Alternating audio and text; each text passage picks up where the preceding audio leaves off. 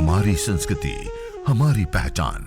यज्ञ, योग, आयुर्वेद सदा रहे हमारे साथ। भारत के प्राचीन ग्रंथों एवं आधुनिक विज्ञान का दिव्य संगम, यज्ञ महिमा।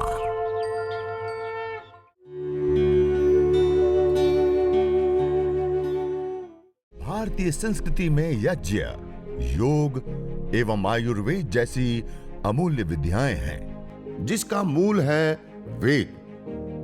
इतिहास की ओर दृष्टि डालें तो भगवान राम, भगवान कृष्ण से लेकर राजा महाराजाओं, ग्रामवासियों व अरण्यवासी ऋषियों की कुटियों तक नित्य व नैमित्तिक यज्ञों का प्रचलन देखने को मिलता है। आइए अब मौन आहुति उस प्रजापति सभी हम प्रजाओं के स्वामी परमपिता परमेश्वर के लिए हम ये आहुति समर्पित करेंगे मौन होकर। ओम स्वाहा इदं प्रजापतये इदन्नममा। आइए अब घी के साथ सामग्री की भी आहुति हम समर्पित करते हैं। पूर्ण आहुति, सब कुछ पूर्ण है, उसी पूर्ण में ही अपने इस पिंड रूपी शरीर को हम सम्मिलित करें, उसमें हम तादात्म्य करें। ओम सर्वं वै पूर्णं स्वाहा। ओम सर्वं वै पूर्णं स्वाहा। ओम सर्वं वै पूर्णं स्वाहा। ओम। अब इसके पश्चात हम यज्ञ शेष करते हैं। अपने हाथ में 2-3 बूंद ऐसे घी हम लेते हैं और इसी में हम जल के भी उतनी ही मात्रा में लेकर दोनों को आपस में मिलाकर घर्षण कर कर और यज्ञाग्नि की ओर अपनी हथेलियों को रखकर इस यज्ञ भगवान से, यज्ञ देव से हम यह मांगेंगे कि जैसे आप प्रकाश से युक्त हैं, जैसे आप गति वाला हैं, जैसे आप ऊष्मा से युक्त हैं, ओज तेज, वैसे ही हम भी ओज तेज मन्यु को धारण करें, वैसे ही हम भी पराक्रमी, उत्साही, गतिमान बने। तो आइए हम यज्ञ शेष करते हैं। ओम तेजो असे तेजोमय धेहि। ओम वीर्यमसे वीर्यमय धेहि। ओम बलमसे बलमय धेहि। ओम ओजो असे ओजोमय धेहि। ओम मन्युरसे मन्युमय धेहि। ओम सहोवसे सहोमय धेहि। दोनों हाथों को आपस में घर्षण कर कर और अपने चेहरे पर मालिश हाथों पर।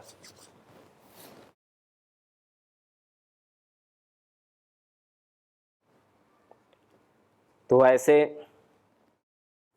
हम यह जो नवरात्रि पर्व चल रहा है, इसमें इस प्रकार से हम जितने आप सभी जुड़े हैं वो तो जुड़ ही रहे हैं, हम इसको निरंतरता के साथ बना कर रखें। आगे जब भी हमको ऐसे मौका मिले, क्योंकि ये तो अभी आश्विन पक्ष है, ऐसे ही चैत्र पक्ष में भी नवरात्रि आती है, तो उसमें भी हम इस प्रकार से यज्ञ का अनुष्ठान करें। आइए अब हम कुछ जो यज्ञ की महिमा है उस पर प्रकाश डालते हैं। थोड़ी सी हम उनकी जो महिमा है उसको जानने का प्रयास करेंगे। तो जो हम यज्ञ करते हैं, हवन करते हैं, इसमें 5 प्रकार की अग्नि को बताया गया है। प्रभात में भी आज चर्चा हो रही थी कि अग्नि के 5 प्रकार हैं। जब हम हवन करते हैं, शुरू में प्रारंभ करते हैं, अग्नियाँ स्थापित करते हैं, अग्नियाँ दान करते हैं, तो वह जो अग्नि जिसमें धुआं निकलता है, प्रारंभ में अग्नि जब समिधा को पकड़ती है तो थोड़ा धुआं तैयार होता है, तो उस धुएं वाली जो अग्नि है उस अग्नि को रुद्र अग्नि कहते हैं। उसमें जब हम घी डालते हैं, समिधा और समर्पित करते जाते हैं, तो वो अग्नि रुद्र से आगे बढ़ती हुई वो वरुण अग्नि बन जाती है। और धीरे धीरे जब हम उसमें और घी डालकर और प्रदीप्त उसको करते हैं तो उसको बोलते हैं इंद्र अग्नि, जिसमें हम घी के साथ सामग्री की भी आहुति देते हैं, जिसमें हम स्विष्टकृत समर्पित करते हैं। इंद्र अग्नि उसको कहते हैं जिसमें कि कोई भी हम वस्तु कठोर से भी कठोर यदि डालते हैं तो वो उसको अग्निमय कर देती है। इतना सामर्थ्य जिस अग्नि के अंदर होता है उसको हम इंद्र अग्नि कहते हैं। और जब हम पूर्ण आहुति करते हैं तो अग्नि मंद पड़ती जाती है, जैसे आप सामने देख रहे हैं अग्नि अब धीरे धीरे मंद पड़ती जा रही। तो ये है मित्र अग्नि। और जैसे ही अग्नि शांत हो जाएगी, पूर्ण रूप से अंगारों के अंदर छुप जाएगी, तो उसको हम कहते हैं ब्रह्म अग्नि, जिसमें हम अलग अलग रोगानुसार जो सामग्रियां आप सामने देख रहे हैं, जो गूगल आप देख रहे हैं, इनको हम फिर अंगारों में डालते हैं। और जिनको रोग हो, जिनको किसी भी प्रकार की डिजीज़ हो, चाहे वो मेंटल हो या फिजिकल, किसी भी प्रकार से, या वातावरण शुद्धि का हो, तो उसमें फिर हम ऐसे जो ये गूगल आप देख रहे हैं, प्रतिदिन हम चर्चा कर ही रहे हैं। गूगल में भी बहुत प्रकार के इसकी वैरायटी है। इसमें हिरण्य गूगल है, पद्म गूगल है, नील गूगल है, महानील गूगल है। तो ऐसे 5 प्रकार के गूगलों की संख्या बताई गई है। तो उसमें जो इस प्रकार के जो गूगल है जिसमें थोड़ा हिरण्य स्वरूप हो, हिरण्य अर्थात सोने की तरह थोड़ा सा उसमें कलर हो, तो उसको हिरण्य गूगल कहते हैं। तो ऐसे जो गूगल है वो और श्रेष्ठकर होता है, और वो anti bacterial, anti fungal, anti वो वायरस होता है। तो जैसे ही अग्नि अब मंद पड़ रही है, तो जहाँ अग्नि नहीं है वहाँ पर आप इस गूगल को डालें। और जो ये सामग्री आप देख रहे हैं, आपके पास अन्य कोई और सामग्री ना हो रोगानुसार, तो जो आपके पास सामग्री बची है, जब हम हवन पूर्ण करते हैं तो घी जो बच जाता है या सामग्री बच जाती है, तो इसको हम अंतिम में कई जो है पूरे है उसमें सामग्री को डाल देते हैं। तो ऐसा नहीं करना चाहिए। जितनी सामग्री हमको चाहिए हवन के लिए उतनी सामग्री घी हम लेकर रखें। यदि बच जाती है सामग्रियाँ तो उसको रख लें, और उसके जब अग्नि शांत पड़ जाए तो ये सामग्री उसके पश्चात हम धुनी में लें ऐसे।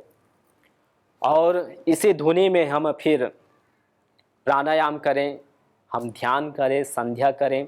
चारों ओर अपने घर में आप जो अलग अलग आपके रूम हैं, उन रूम में किचन से लेकर जो बेडरूम है, आपके आंगन है, सभी में आप एक बार इसको घुमा दें, तो चारों ओर जो घर का वातावरण है उसका सैनिटाइज हो जाता है। तो ये एक बहुत बड़ा एक सैनिटाइज़र है। ये पूरी दुनिया में सबसे अधिक यदि मौत होती है तो वो है वायु के कारण से, एयर पोल्यूशन के कारण से। पूरी दुनिया में यदि मौत का आंकड़ा देखें तो करीब 80 लाख लोगों की मृत्यु केवल वायु प्रदूषण से हो जाती है। भारत में ही यदि देखें तो प्रति वर्ष करीब 13 लाख लोगों की मृत्यु इस वायु प्रदूषण के कारण से हो जाती है। और उसमें भी प्रतिदिन यदि एवरेज देखें तो 3000-4000 जो लोग हैं उनकी मृत्यु दर इस वायु प्रदूषण के कारण से हमको देखने को मिलती है। तो यदि भारत में ही पूरी मृत्यु दर में यदि देखें तो 18% जो मृत्यु है वो वायु प्रदूषण के कारण से ही हो जाती है। और पूरी दुनिया में यदि हम पॉल्यूटेड शहर देखें, सिटी देखें, तो उसमें जो पीछे आंकड़े जो निकाले गए थे, एनालिसिस जो किए गए थे, उसमें ये पाया गया कि जो 20 शहर पूरी दुनिया में सबसे अधिक पॉल्यूटेड वाला है एरिया है, तो उसमें 13 ऐसा शहर निकला जिसमें केवल भारत का ही था। आप देख सकते हैं दिल्ली है, सबसे बड़े महानगर हैं, मुंबई है, चेन्नई है, कोलकाता है, बेंगलुरु है, अलग अलग और जो अहमदाबाद जैसे शहर है जहाँ पर अत्यधिक लोग रहते हैं, हैदराबाद है जहाँ पर अत्यधिक ये व्हीकल्स हैं, अलग अलग और कंपनियां हैं, पावर प्लांट्स है, फैक्ट्रियां चल रही हैं। तो जहाँ अत्यधिक मात्रा में इस प्रकार से सारे कल कारखाने हैं, तो इस कारण से वहाँ निरंतर जो वातावरण है बहुत ही दूषित हो चुके हैं। और चूँकि उसमें हम सभी रहते हैं, 24 घंटा हम सभी श्वास ले रहे हैं, चाहे वो छोटे हो या बड़े हो। और उसमें सिर्फ मनुष्य ही नहीं बल्कि इतर प्राणी, अन्य जीव जंतु, उसमें पेड़ पौधे वनस्पति जगत भी आते हैं। आज सिर्फ मनुष्य को अस्थमा नहीं है, पेड़ पौधों को भी अस्थमा हो चुके हैं। हम देखते हैं, आप रोड के किनारे आप देखिए चलते हुए, जो पेड़ पौधे हैं उसके जो पत्ते हैं, उस पत्ते में आपको धूल दिखाई देंगे। उस धूल के कारण से वो अपना भोजन नहीं बना पाते हैं। उनका जो क्लोरोफिल्स है, जो प्रकाश संश्लेषण के माध्यम से वो फोटोसिंथेसिस कार्य करते हैं, वो धीरे धीरे समाप्त हो जाते हैं और जो पौधे हैं, पत्तियां हैं, वो धीरे धीरे सूखती चली जाती हैं। तो सिर्फ मनुष्य को आज अस्थमा दमा की समस्या नहीं, लंग्स की समस्या नहीं, बल्कि अन्य जीव जंतुओं को भी, पेड़ पौधों को भी इसकी समस्या है। और इस कारण से हम देख रहे हैं दिनों दिन क्लाइमेट चेंज के कारण से जो वन्य जीव है, अन्य जो जीव है या पेड़ पौधे, वो विलुप्त होते जा रहे हैं। तो ऐसी स्थिति में हमारे ऋषियों ने बताए कि और कोई परमानेंट साधन नहीं, अन्य कोई और आर्टिफिशियल ऐसे कोई सिस्टम्स नहीं है जिसके माध्यम से हम इस वातावरण को, पंच महाभूतों को, पृथ्वी अप तेज वायु आकाश को हम सुव्यवस्थित कर सकें। क्योंकि ये हमारी माता है, यह जो प्रकृति है, ये मदर नेचर है। इस माँ को जब तक हम सुव्यवस्थित नहीं रखेंगे तब तक हम कभी ये कल्पना भी नहीं कर सकते कि हम सुरक्षित रहेंगे, हम सुखमय जीवन, आनंदमय जीवन जी सकते हैं। इसलिए हम संपूर्ण विश्व में भले ही एक व्यक्ति का इतना सामर्थ्य भले ही ना हो कि वो चारों ओर वातावरण को सुगंधित कर पाए, वातावरण को सैनिटाइज कर पाए, लेकिन हमारे अंदर इतना सामर्थ्य है कि हम अपने घर के आंगन, अपने घर के जो रूम है, अपने जो आसपास के वातावरण है, उसको तो हम शुद्ध बना सकते, उसको तो हम सैनिटाइज कर सकते हैं। और उसके लिए हम उतना समय भी निकाल सकते हैं। यदि आज हम समय नहीं निकालेंगे, और कई की ये समस्या बनी रहती है कि जी समय ही नहीं है, तो इस धराधाम में जितने भी लोग रहते हैं, जितने भी प्राणी हैं, हर किसी को उस विधाता ने 24 घंटा 24 आवर्स उपलब्ध कराए हुए हैं।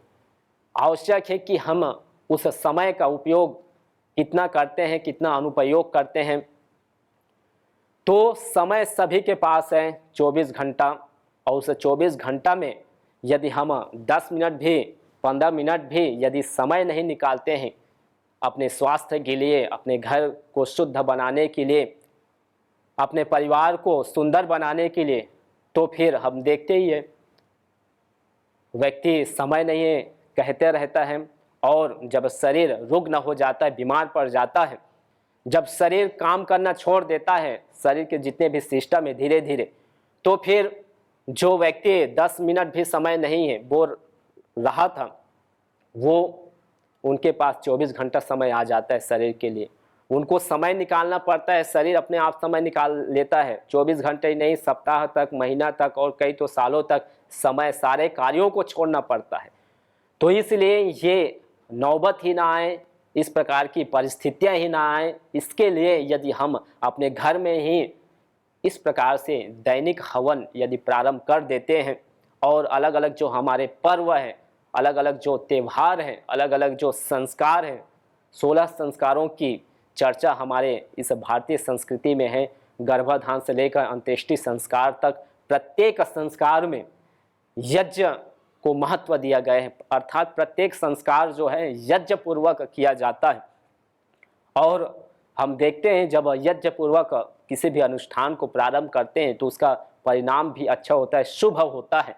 तो इसीलिए हम ये दैनिक हवन करें, प्रतिदिन अग्निहोत्र करें, और अपने घर को हम सैनिटाइज करें, क्योंकि ऐसा कोई माध्यम नहीं है हम आज अलग अलग लोग जो है सब कोई परफ्यूम्स डालते हैं, अपने शरीर में छिड़कते हैं, घर में छिड़कते हैं, कपड़ों में डालते हैं, लेकिन उसका जो प्रभाव है वो प्रभाव कुछ समय के लिए होता है और साथ में वो परमानेंट उस बीमारियों को दूर नहीं कर सकता है। हम देखते हैं, आप शरीर को धुलाई ना करें, वस्त्र को धुलाई ना करें, और कई ऐसे होते हैं कपड़ा धुलाई ना करने के कारण से या गंदगी के कारण से, गंध के कारण से जो परफ्यूम्स बनाया गया है वो किस कारण से बनाया गया है? इसी कारण से बनाया गया है कि जहाँ पर अत्यधिक ठंडी पड़ती है तो वहाँ पर स्नान करने में, वस्त्र धुलाई करने में समस्या आती है। तो समस्या आती है कि शरीर से फिर दुर्गंध निकलता है, वस्त्रों से दुर्गंध निकलता है। तो ऐसी स्थिति में उसको क्या करें? तो उसको ढकने के लिए परफ्यूम्स बनाए गए, अलग अलग और सुगंधित द्रव्य इत्र बनाए गए हैं। लेकिन यहाँ के जो भूमध्य भाग स्थान है, जो भारत भूमि है, ये जो एशिया इलाका है, जो दक्षिण भाग है, इसमें चारों ओर जो प्रकाश है वो सुव्यवस्थित है। इसमें जो ऋतु है, षड ऋतु है। तो इस कारण से यहाँ पर हमको उतनी मात्रा में, जितनी मात्रा में हमको प्रकाश चाहिए, जितनी मात्रा में हमको ठंडी चाहिए, तो सभी प्रकार से हमको मिलता है। तो हम प्रतिदिन स्नान करते हैं, तो स्नान करते हैं, वस्त्रों को धुलाई करते हैं, घरों को हम सफाई करते हैं। तो इस कारण से हमको उस प्रकार से सुगंधित इत्र छिड़कने की आवश्यकता नहीं पड़ जाती है, और डालते हैं तो वो परमानेंट उस बीमारी को, उस जो दुर्गंध है उसको ढकने का काम नहीं करता है। वो कुछ क्षणिक होता है, वो कुछ समय के लिए तो होता है, लेकिन बाद में फिर वही उसमें फिर दुर्गंध आता है। तो जो वहाँ का जो हम जो सुगंधित द्रव्य इत्र के रूप में, परफ्यूम्स के रूप में जो डालते हैं, उसके अंदर इतना सामर्थ्य नहीं कि वो जो वायरस है, जो फंगस है, जो बैक्टीरिया है, उसको वो कंट्रोल कर पाए, उसको वो क्योर कर पाए। लेकिन यज्ञ के जो सुगंधित वायु है, जो मेडिकेटेड एयर है, जो औषधीय वायु है, जो भैषज्य वायु है, इस भैषज्य वायु में जब हम इनहेल करते हैं, जब हम डीप ब्रीदिंग प्राणायाम करते हैं, ध्यान करते हैं, तो इसके अंदर वो सामर्थ्य है, क्योंकि इसमें हमने बहुत कुछ ऐसे औषधियाँ डाले हैं, सुगंधित द्रव्य, पुष्टिवर्धक, रोगनाशक, मिष्ठान्न डाले हैं, इसमें हमने घी डाले हैं, और ये घी इस अग्नि के संपर्क में आकर इतने सूक्ष्म हो गए हैं, नैनो पार्टिकल्स में, नैनो गैस में, नैनो एनर्जी में ये कन्वर्ट होकर इस वातावरण में घुल रहे हैं। और चूँकि हम इस वातावरण में रहते हैं 24 घंटा, और 24 घंटा हम जो श्वास प्रश्वास की प्रक्रिया है वो कर रहे हैं, तो इसके अंदर सामर्थ्य होने के कारण से जब हम यहाँ बैठकर प्राणायाम करते हैं, ध्यान करते हैं, तो ये इतना सूक्ष्म है कि ये सूक्ष्म होने के कारण से ये हमारे पेट में नहीं जाता है।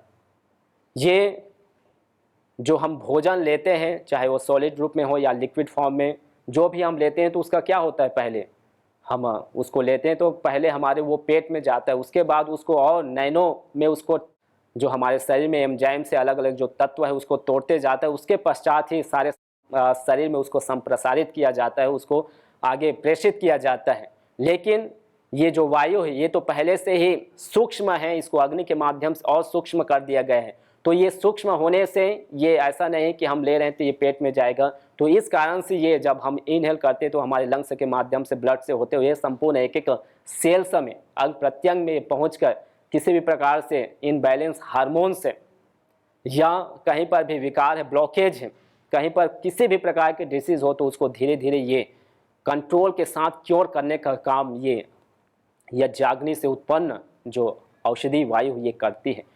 तो इतना सामर्थ्य है, इसीलिए हमारे यहाँ परंपरा के रूप में इस अग्नि को प्रधानतया स्थान दिया गया है।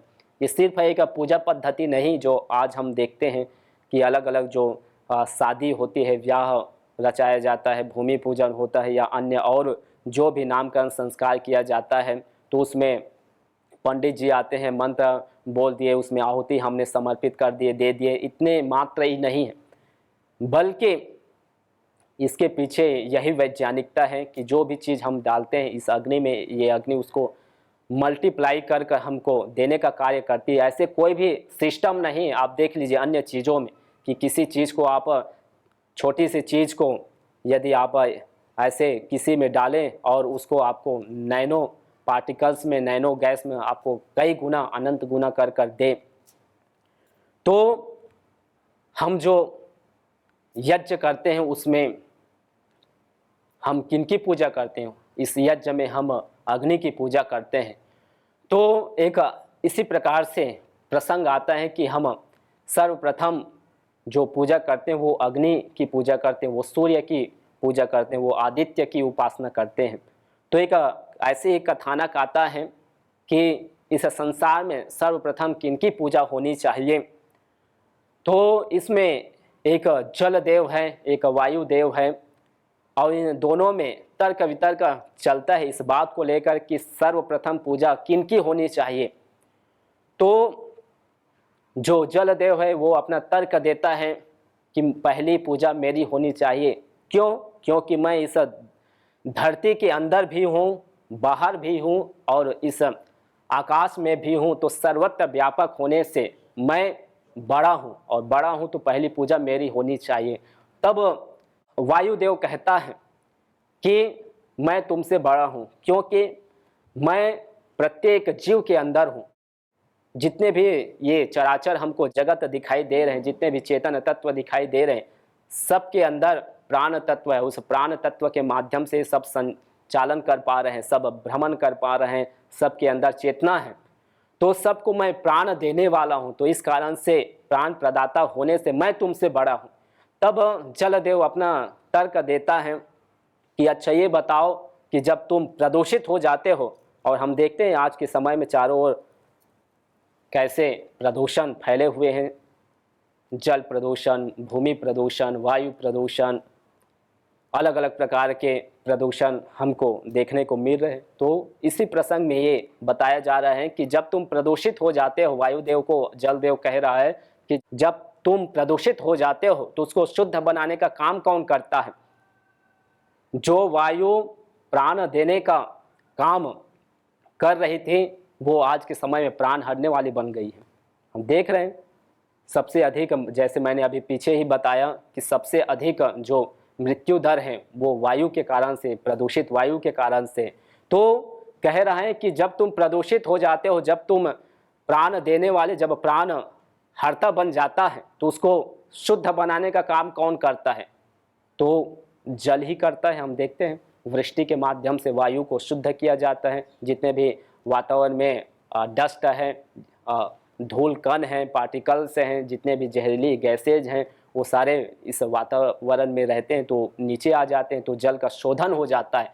तो जब तुम असमर्थ हो जाते हो तो उसको शुद्ध बनाने का काम कौन करता है? तो जल करता है। तो इस प्रकार से मैं तुमसे बड़ा हुआ तो पहली पूजा मेरी होनी चाहिए। तब वायुदेव कहता है कि अच्छा ये बताओ, जल जो बनता है वो किससे बनता है? तो वायु से ही बनता है। H2O हाइड्रोजन और ऑक्सीजन से मिलकर ये जल बनता है।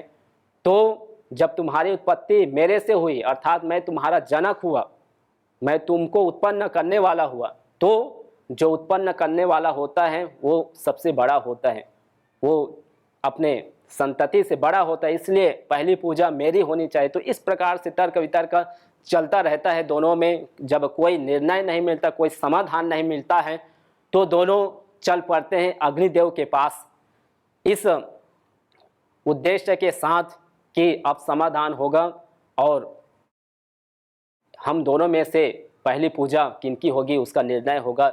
जब दोनों अग्निदेव के पास चल पड़ते हैं और प्रणाम करते हैं और पूछते हैं कि हे अग्निदेव, अब आप ही बताइए कि हम दोनों में प्रथम पूजा किनकी होनी चाहिए।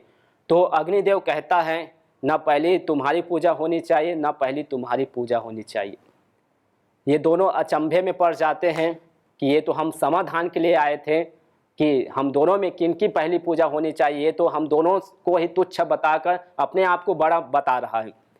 तो इस प्रकार से जब अपने आप को बड़ा बताने लग जाता है तो अब ये दोनों उनसे ये प्रश्न करते हैं, ये तर्क मांगते हैं कि अब आप बताइए कि हम दोनों से आप कैसे बड़े हुए। तो अग्निदेव कहता है कि अच्छा ये बताओ, ये जो सूखी लकड़ी है इस लकड़ी में क्या तुम दोनों प्रवेश पा सकते हो? तो जो वायु है वो कहता है जी मैं इस लकड़ी को बाहर से स्पर्श तो कर सकता हूँ लेकिन अंदर नहीं प्रवेश पा सकता। तो वायुदेव तो ऐसे ही वो पीछे हट गया। फिर जल देव की बारी आती है, वो कहता है जी हाँ मैं इसको बाहर से भी गीला कर सकता हूँ और अंदर से भी, अर्थात मैं इसको पूर्ण रूप से भिगा सकता हूँ, प्रवेश पा सकता हूँ। फिर जब इस प्रकार से ये तर्क देता है, इसमें पास हो जाता है। फिर अगला तर्क देता है अग्निदेव, अच्छा ये बताओ जो ठोस लोहा है अयस्क है उसमें क्या तुम दोनों प्रवेश पा सकते हो? तो वायुदेव तो ऐसे ही पीछे हट गया था कि जी इसको तो, और इसमें भी वैसा ही है कि वायुदेव कहता है कि जी इसको मैं बाहर से तो स्पर्श कर सकता हूँ लेकिन अंदर प्रवेश नहीं पा सकता। जलदेव को जब पूछा जाता है तो वो भी कहता है जी कि इसको मैं भी बाहर से ही स्पर्श कर सकता हूँ, इस लोहे के अंदर पहुँचना मेरा सामर्थ्य नहीं है। तब अग्निदेव कहता है कि इस लोहे को मैं बाहर से भी स्पर्श कर सकता हूँ और अंदर से भी, अर्थात इसके एक एक अणु परमाणु में मैं प्रवेश पा सकता हूँ। तो जब मैं प्रवेश पा सकता हूँ तो पहली पूजा मेरी होनी चाहिए। जहाँ तुम दोनों के कार्यों का विराम होता है वहीं से मेरे जो कार्य है वो प्रारंभ होता है। तो इसी के कारण से हम देखते हैं जब सृष्टि की उत्पत्ति हुई तो सर्वप्रथम जो खोज हुई वो अग्नि की हुई है। और हमारे जो चारों वेद है ऋग यजुर साम अथर्व, उसमें जो प्रथम वेद है वो ऋग्वेद है और उसके भी जितने भी करीब 10,000 से अधिक मंत्र हैं, उन मंत्रों में भी जो प्रथम सूक्त है वो अग्नि सूक्त, और उस सूक्त में भी जो प्रथम मंत्र है वो अग्नि मेड़े पुरोहितम, अर्थात उसमें भी प्रथम जो शब्द आया है वो अग्नि परक आया है। तो इसमें अग्नि की स्तुति की गई है। इसीलिए हम इस अग्निहोत्र के माध्यम से, यज्ञ के माध्यम से, हवन के माध्यम से सर्वप्रथम हम किनकी पूजा करते हैं? तो हम अग्नि की पूजा करते हैं। तो इसीलिए इस अग्नि के माध्यम से हमको प्रतिदिन उसी परमपिता परमेश्वर अग्नि स्वरूप, और अग्नि का अर्थ होता है अग्रणी भवति, जो आगे आगे ले जाता है। सामान्य हम स्थूल अग्नि को भी देखते हैं कि कोई भी वस्तु जब इस अग्नि के संपर्क में आती है तो अग्नि उधर ही दौड़ी चली जाती है। तो अग्नि आगे ले जाने वाली होती है। तो वैसे ही हम इस अग्नि की उपासना से हम आगे बढ़ते हैं निरंतर, और अपने जीवन को हम उन्नत बनाते रहें। यज्ञ भारतीय संस्कृति का मूल है। तो आइए हम संकल्प लें, संसार के श्रेष्ठतम कर्म यज्ञ को अपनाएं। पिंड और ब्रह्मांड में संतुलन कायम करने वाले यज्ञ को अपने जीवन का अभिन्न अंग बनाएं एवं प्रकृति मां के प्रति अपने ऋणों को अदा करें। विश्व स्वास्थ्य का एक नारा, यज्ञ से होगा जग उजियारा। भारतीय संस्कृति की अमूल्य विरासत यज्ञ की महिमा को जानने हेतु वैदिक चैनल पर प्रतिदिन प्रातः एवं सायं 11:30 बजे यज्ञ महिमा कार्यक्रम से जुड़ें। विशेष जानकारी हेतु संपर्क करें। मोबाइल 9068565306।